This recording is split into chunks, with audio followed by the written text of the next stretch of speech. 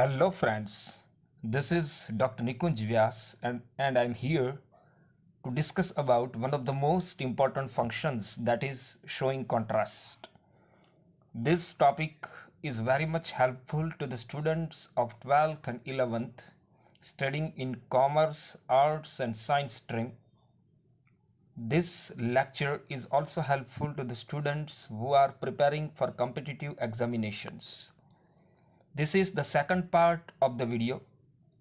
In this video, we will discuss about the keywords, the sentence patterns, and the examples of one of the most important functions, that is showing contrast.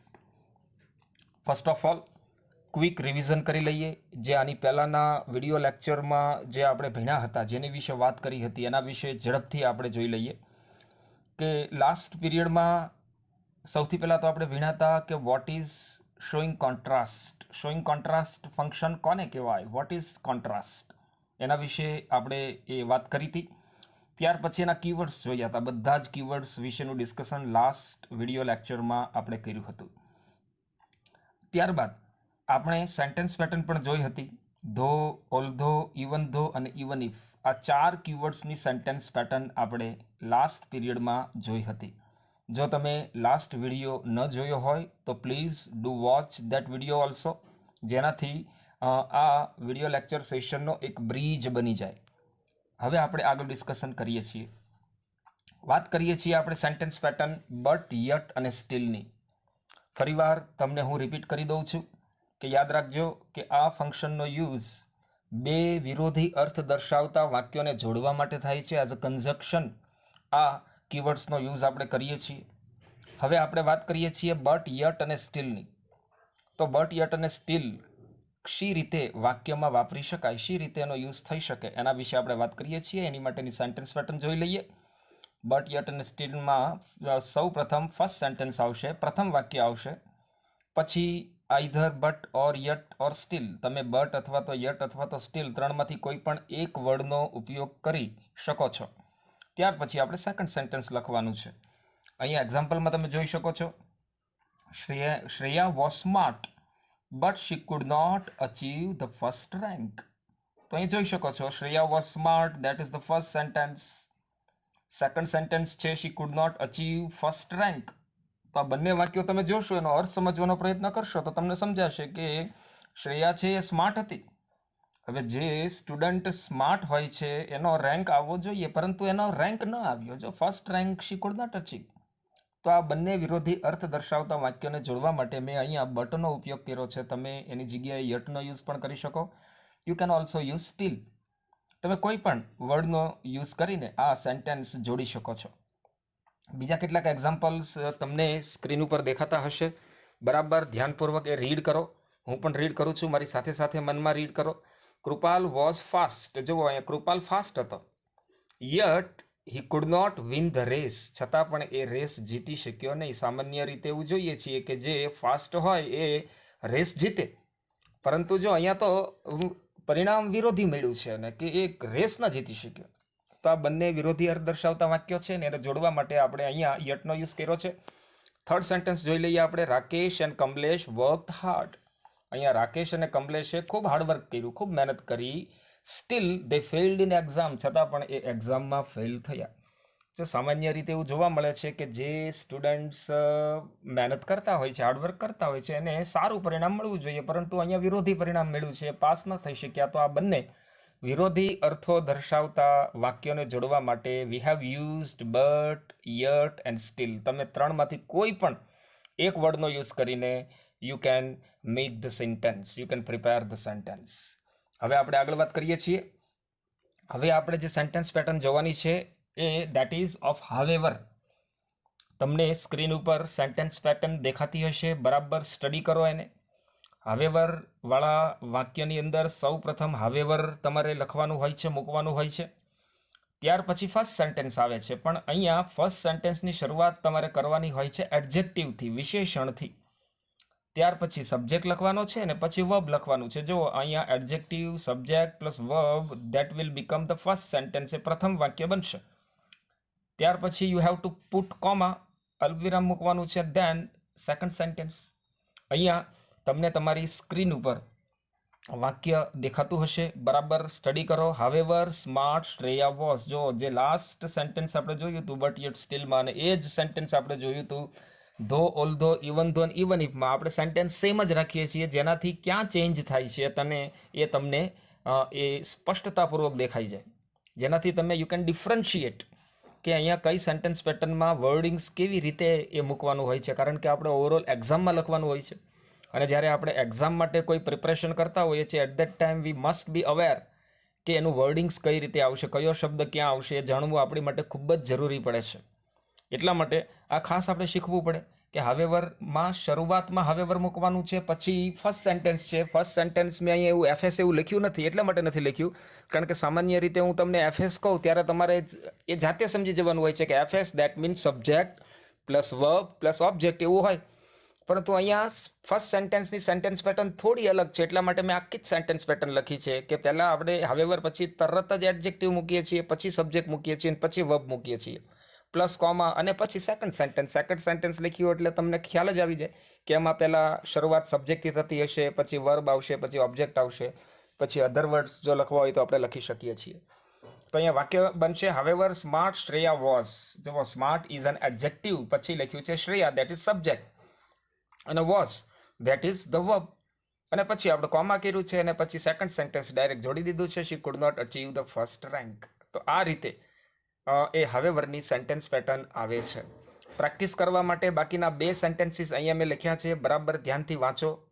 હું એ અહીંયા બોલું છું, મનમાં તમારે પણ એ બોલવાના છે, તમારે પણ એ આનો ઉચ્ચાર છે કરવાનો છે, જેનાથી તમને ખ્યાલ આવે કે હાવેવરની સેન્ટેન્સ પેટર્ન એ કેવી હોય છે.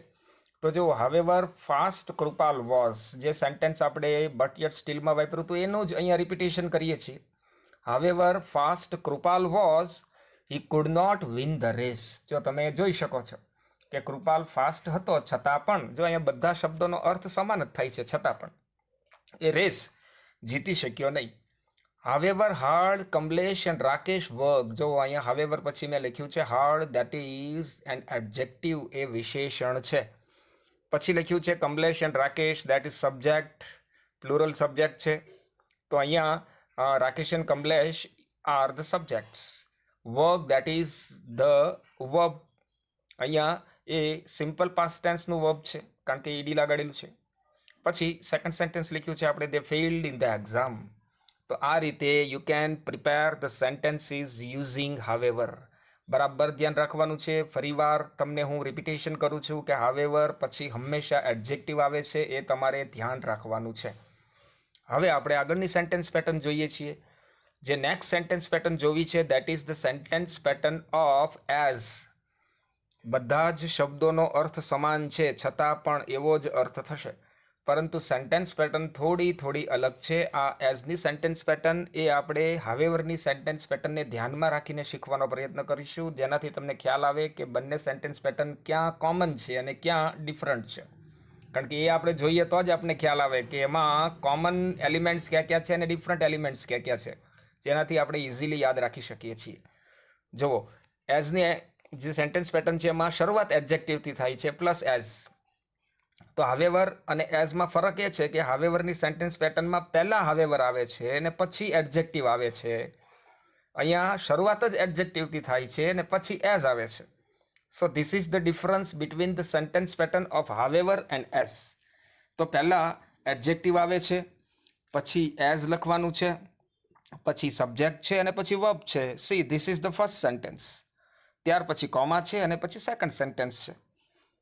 અહીંયા આપણે એનું એક્ઝામ્પલ જોઈ લઈએ. Smart as Shreya was. બરાબર ધ્યાનથી સમજવાનો પ્રયત્ન કરો. Smart as Shreya was, she could not achieve the first rank. જો અહીંયા હાવેવરનું વાક્ય કઈ રીતે બનાવ્યું હતું? હાવેવર સ્માર્ટ શ્રેયા વોઝ, એવી રીતે વાક્ય બનાવ્યું હતું.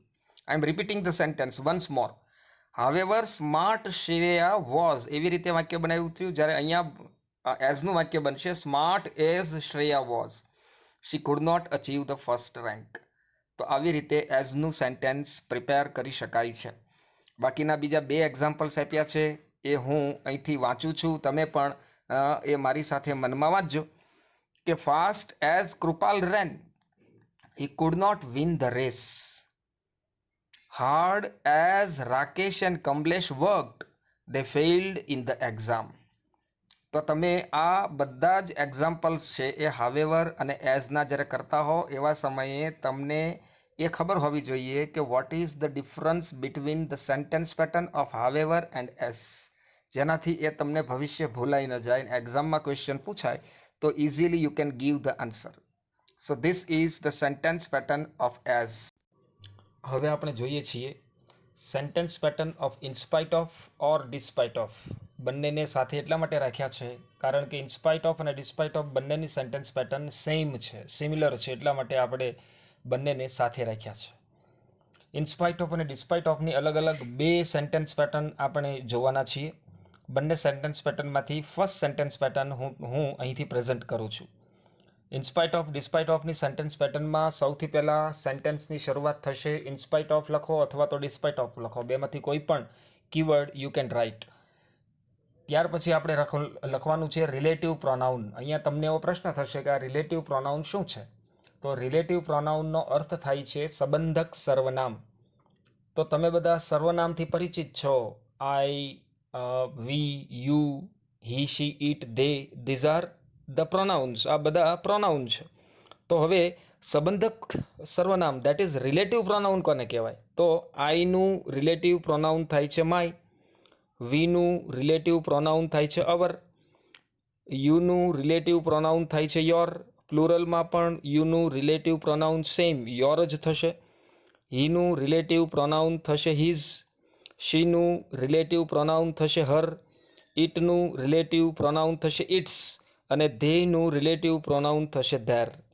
તો આટલા રિલેટિવ પ્રોનાઉન્સ તમારે યાદ રાખવાના છે અને આ આપણને આવડતા જ હોય પણ છતાંય આપણે માત્ર એ રિવાઇઝ કર્યા છે. તો રિલેટિવ પ્રોનાઉન લખવાનું છે અને પ્લસ નાઉન લખવાનું છે. જો સામાન્ય રીતે શોઈંગ કોન્ટ્રાસ્ટવાળા સેન્ટેન્સની અંદર the unit of contrast is always adjective. હંમેશા એડજેક્ટિવ દ્વારા જ કોન્ટ્રાસ્ટ છે દર્શાવવામાં આવતો હોય છે, પરંતુ જે એડજેક્ટિવનો યુઝ થયો હોય એનું આપણે નાઉન બનાવવાનું હોય છે. પરંતુ આપણા માટે એ ચિંતાજનક નથી, કારણ કે આપણે કોઈ સેન્ટેન્સ બનાવવાના નથી, આપણે તો માત્ર આઈડેન્ટિફાય કરવાના છે. કારણ કે આઈડેન્ટિફાય ધ ફંક્શન અથવા તો રિસ્પોન્ડ ટુ ધ સેન્ટેન્સ અથવા તો કમ્પ્લીટ ધ સેન્ટેન્સ, આ બધાની અંદર એ આપણી પાસે ઓપ્શન્સ હશે જ. તે આપણે માત્ર ઓપ્શનમાંથી જ સિલેક્ટ કરવાના છે, એટલા માટે બનાવવાનું નથી, પણ આ માત્ર જાણકારી માટે છે કે નાઉન લખવાનું હોય છે, પ્લસ કોમા આવે છે અને પ્લસ સેકન્ડ સેન્ટેન્સ આપણે લખી દઈએ છીએ. તો આ રીતે ઇન્સ્પાઇટ ઓફ અથવા તો ડિસ્પાઇટ ઓફની સેન્ટેન્સ પેટર્ન બને છે. એક એક્ઝામ્પલ અહીંથી પ્રેઝન્ટ કરું છું, બરાબર ધ્યાનથી સાંભળો અને જુઓ પણ ખરા કે ઇન્સ્પાઇટ ઓફ હર સ્માર્ટનેસ. જો અહીંયા પહેલું શ્રેયાવાળું વાક્ય જ આપણે આગળ વધારીએ છીએ. અહીંયા શ્રેયા છે એ શી છે, તો શીનું રિલેટિવ પ્રોનાઉન થશે હર, એટલા માટે મેં લખ્યું છે ઇન્સ્પાઇટ ઓફ હર. પછી આપણે આની પહેલાં ધો, ઓલ્ધો, ઇવન ઇફ અથવા તો બટ યટ સ્ટીલ અથવા તો હાવેવર એઝ, આ બધાની અંદર સ્માર્ટ શબ્દ વાપરતા હતા, દેટ ઇઝ એન એડજેક્ટિવ. હવે આપણે એનું નાઉન બનાવી નાખ્યું છે સ્માર્ટનેસ.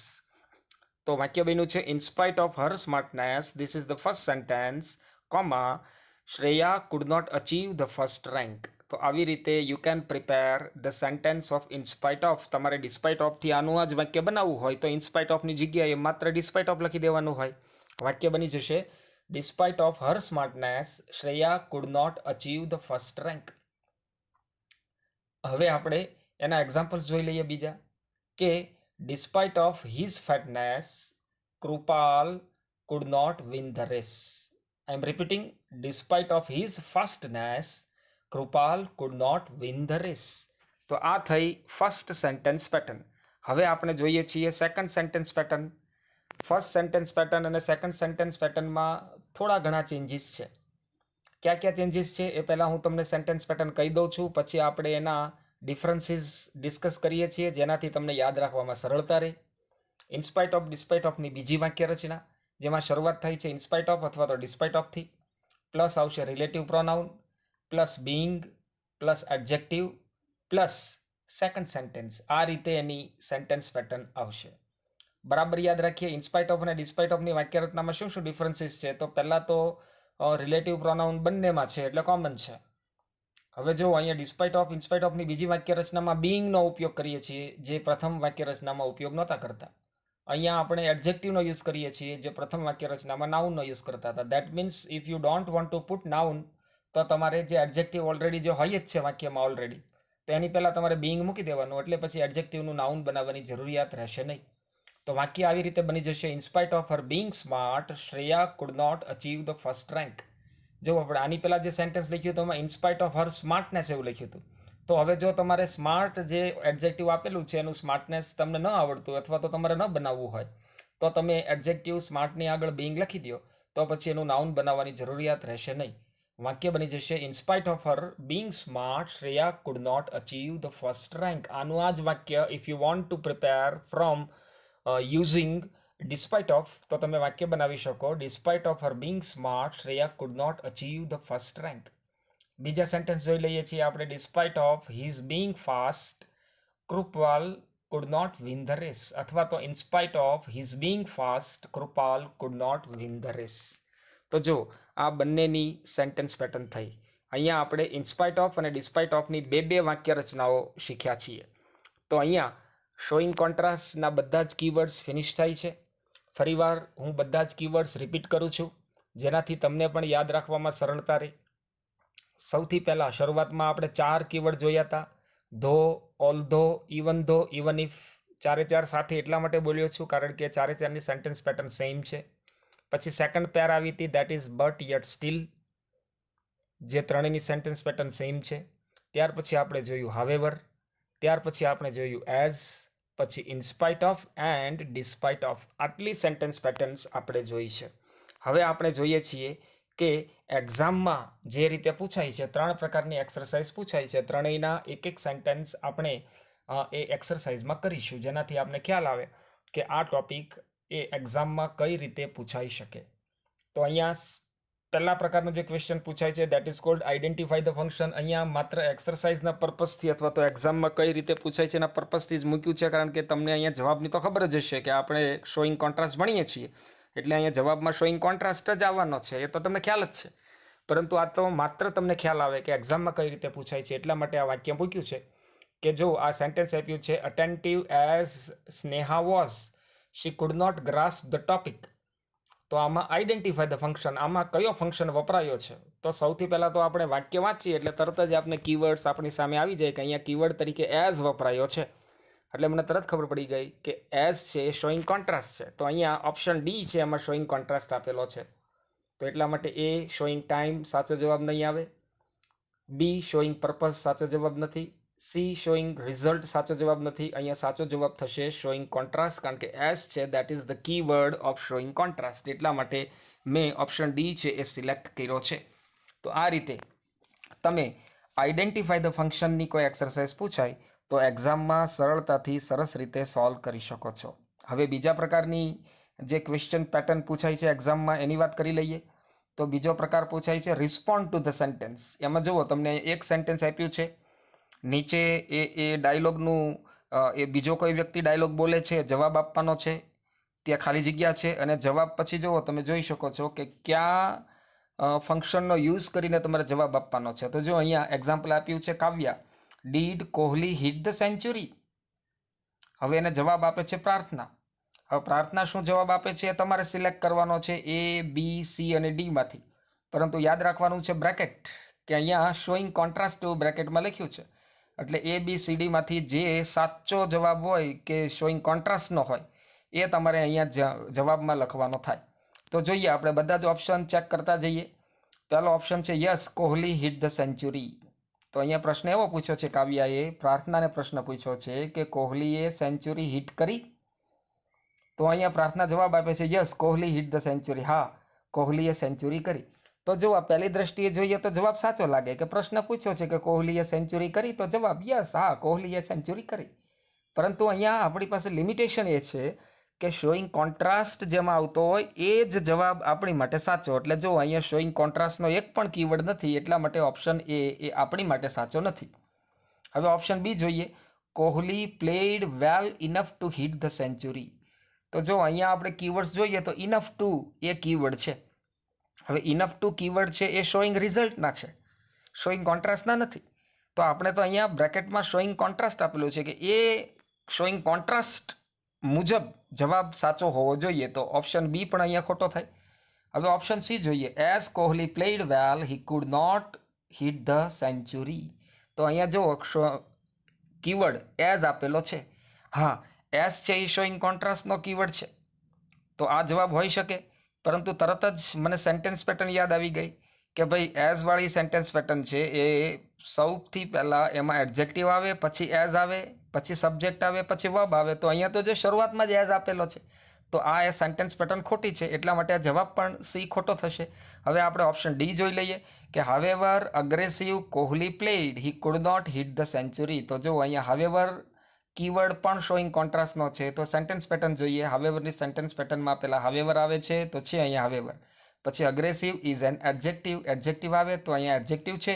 પછી સબ્જેક્ટ આવે, સબ્જેક્ટ કોહલી છે. પછી વર્બ આવે, પ્લેઇડ છે, પ્લસ કોમા આવે એ પણ છે, અને પછી સેકન્ડ સેન્ટેન્સ આવે એ પણ છે. તો જો અહીંયા ઓપ્શન ડી છે એ આપણી માટે સાચો જવાબ બનશે. તો અહીંયા ઓપ્શન ડી એ તમારે જવાબમાં સિલેક્ટ કરવાનું થાય, તો તમને આખો 1 માર્ક મળી શકે છે. તો આ રીતે તમારે એક્ઝામમાં વિચારવાનું છે. આપણે આ એક્સરસાઇઝ એટલા માટે કરીએ છીએ કે એક્ઝામમાં આવા ક્વેશ્ચન્સ પૂછાય તો તમે સમજી વિચારીને જવાબ આપી શકો. જો અહીંયા ઓપ્શન તમે સી અને ડી જોવા જાઓ તો તમે કન્ફ્યુઝ થઈ શકો કે ભાઈ માત્ર તમે કીવર્ડ્સ યાદ રાખ્યા હશે તો તમે કન્ફ્યુઝ થઈ જશો. તમને એમ લાગશે કે અહીંયા સી પણ સાચો છે કારણ કે એમાં કીવર્ડ એઝ છે, ડી પણ સાચો છે કારણ કે એમાં કીવર્ડ હાવેવર છે. તો આવી રીતે તમે કન્ફ્યુઝ થાવ, પણ તમને જો સેન્ટેન્સ પેટર્ન આવડતી હોય તમને ખ્યાલ આવી જાય કે એઝ વાળી વાક્ય રચનામાં પહેલા એડજેક્ટિવ આવે પછી એઝ આવે. તો અહીંયા એવું નથી, એટલા માટે ઓપ્શન સી છે એ આપણી માટે ખોટો ઓપ્શન બને છે અને ઓપ્શન ડી છે એ સાચો બને છે. ચલો હવે છેલ્લા પ્રકારની એક્સરસાઇઝ જે પૂછાય છે એનું આપણે એક એક્ઝામ્પલ લઈ લઈએ. એક્સરસાઇઝનું નામ છે કમ્પ્લીટ ધ સેન્ટેન્સ. એમાં અડધું વાક્ય આપેલું હોય છે અને અડધું વાક્ય તમારે તમારી જાતે સિલેક્ટ કરવાનું હોય છે ABCDમાંથી. પરંતુ એ જે અડધું વાક્ય તમે સિલેક્ટ કરો છો એ તમને જે બ્રેકેટમાં આપેલો છે ફંક્શન એને આધારે સિલેક્ટ કરવાનું થાય. જોઈએ આમાં કઈ રીતે જવાબ આપશે. તો જો અહીંયા શરૂઆતમાં ખાલી જગ્યા આપેલી છે, પછી કોમા આપ્યો છે, he managed to get the train, આવું અડધું વાક્ય આપ્યું છે, અને પછી બ્રેકેટમાં લખ્યો છે શોઈંગ કોન્ટ્રાસ્ટ. હવે બાકીનું જે અડધું વાક્ય સિલેક્ટ કરવાનું છે એ શોઈંગ કોન્ટ્રાસ્ટ ફંક્શન મુજબ તમારે સિલેક્ટ કરવાનું થાય, તો અને તો જ એ તમારો જવાબ છે એ સાચો થાય. તો આપણને એની માટે કીવર્ડ્સ આવવા જોઈએ, સાથે સાથે એ આપણે સેન્ટેન્સ પેટર્ન પણ આવડવી જોઈએ. તો જો અહીંયા માનવ વોઝ સ્લો ધો, તો જો અહીંયા ધો છે એ શોઈંગ કોન્ટ્રાસ્ટનો કીવર્ડ છે, પરંતુ સેન્ટેન્સ પેટર્ન જ્યારે આપણે ચેક કરીએ ત્યારે આપણને ખ્યાલ આવે છે કે ધો છે એ આપણે શરૂઆતમાં લખીએ છીએ. ધો માનવ વોઝ સ્લો હોત તો અહીંયા જવાબ સાચો આવત, પરંતુ અહીંયા ધો છે એ છેલ્લે લખેલો છે, એટલા માટે ઓપ્શન એ છે એ આપણી માટે અહીંયા સાચો ઓપ્શન નથી. ઓપ્શન બી જોઈ લઈએ. In spite of Manav was slow, તો જો ઇન્સ્પાઇટ ઓફ પણ શોઈંગ કોન્ટ્રાસ્ટનો જ કીવર્ડ છે, પરંતુ આપણે ખ્યાલ છે કે ઇન્સ્પાઇટ ઓફ પછી રિલેટિવ પ્રોનાઉન આવે છે. તો અહીંયા ઇન્સ્પાઇટ ઓફ પછી નાઉન આપેલું છે, માનવ, ધેટ ઇઝ અ નાઉન, નામ છે, કોઈ એક વ્યક્તિનું નામ છે, તો નામની જગ્યાએ અહીંયા રિલેટિવ પ્રોનાઉન આવશે, તો આ પણ ઓપ્શન સાચો નથી. ચાલો ત્રીજો જોઈએ. સ્લો હાવેવર માનવ વોઝ, તો અહીંયા હાવેવર કીવર્ડ છે એ પણ શોઈંગ કોન્ટ્રાસ્ટનો છે, પણ હાવેવરની સેન્ટેન્સ પેટર્ન જોતા પહેલાં હાવેવર આવે અને પછી એડજેક્ટિવ આવે. અહીંયા ઊંધું છે, અહીંયા પહેલાં એડજેક્ટિવ આપ્યું છે અને પછી હાવેવર આપ્યું છે. So this option is also wrong, આ ઓપ્શન પણ ખોટો છે. છેલ્લો ઓપ્શન આપણે જોઈ લઈએ. સ્લો એઝ માનવ વોઝ, તો અહીંયા એઝ પણ શોઈંગ કોન્ટ્રાસ્ટનો જ કીવર્ડ છે. એઝની સેન્ટેન્સ પેટર્ન જોઈ લઈએ. પહેલાં એડજેક્ટિવ આવે, યસ અહીંયા એડજેક્ટિવ છે, પછી એઝ આવે, યસ અહીંયા એઝ પણ છે, પછી સબ્જેક્ટ આવે, વર્બ આવે, એવું પણ અહીંયા છે જ. તો અહીંયા ઓપ્શન ડી છે એ આપણો સાચો જવાબ બનશે.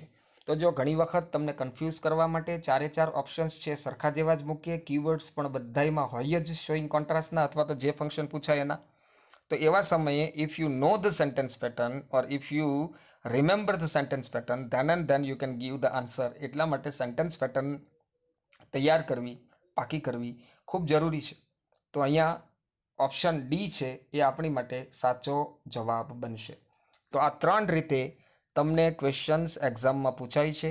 આઈડેન્ટિફાઈ ધ ફંક્શન, જેમાં તમારે માત્ર ને માત્ર વાક્યમાં કયું ફંક્શન વપરાયું છે જેની માટે તમારે માત્ર કીવર્ડ્સ જ યાદ રાખવા પડે, તો એ પહેલો પ્રકાર છે. ત્યાર પછી બીજા પ્રકારની અંદર તમને રિસ્પોન્ડ ટુ ધ સેન્ટેન્સ આવે છે, એનું પણ એક એક્ઝામ્પલ આપણે જોઈ ચૂક્યા છીએ. ત્યાર પછી ત્રીજા પ્રકારનો ક્વેશ્ચન્સ આવે છે એ છે કમ્પ્લીટ ધ સેન્ટેન્સ, એનું પણ એક્ઝામ્પલ તમે એ સ્ક્રીન ઉપર જોઈ શકો છો. આ 3 રીતે એ તમને એક્ઝામની અંદર ક્વેશ્ચન્સ પૂછવામાં આવે છે. તો જો તમે કીવર્ડ્સ બરાબર તૈયાર કર્યા હોય, તમને યાદ રહી ગયા હોય, તમે એ પ્રિપેર કર્યા હોય, સેન્ટેન્સ પેટર્ન પણ પ્રિપેર કરી હોય, તો એ તમે ઇઝીલી આન્સર આપી શકો છો. તો અહીંયા એ શોઈંગ કોન્ટ્રાસ્ટનો સેકન્ડ વિડીયો લેક્ચર પણ અહીંયા ફિનિશ થાય છે.